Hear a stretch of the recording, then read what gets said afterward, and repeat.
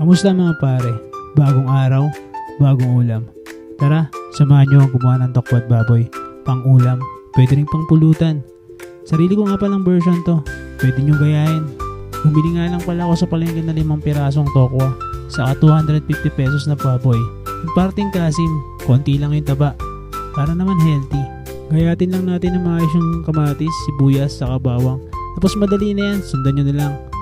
Marami kasi talagang version ng tokwat baboy eh. Pero itong tokwat baboy ko na to, simple lang to. Simple na masarap tapos madaling lutuin. Tara magpainit na tayo ng kawali. Buksan na yung kalan. Kaya ba pare, pag nakarinig ko kayo ng tokwat baboy, ano nasa isip nyo? Iinuman agad no? Nagpalambot lang ako ng baboy doon sa kabilang kawali. Tapos pinrito ko na agad tong tokwa. Sunod-sunod na yan men. Itabi mo lang muna yung tokwa pag naprito na siya. Tapos pare, ilipat mo na agad yung pinalambot mo na baboy dun sa kabilang kawali. Iprito mo yan, isabay mo yan sa gisa.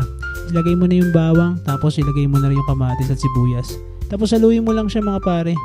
Maglagay lang tayo ng 10,500 na paminta. Tapos sunod mo na agad yung patis para naman magkayutay ka na. Huwag mo rin kalimutang lagyan ng kinchay, pampalasa yan men. Tapos lagyan mo na rin ng oyster sauce sa konting toyo. Lagyan mo na rin ng konting tubig.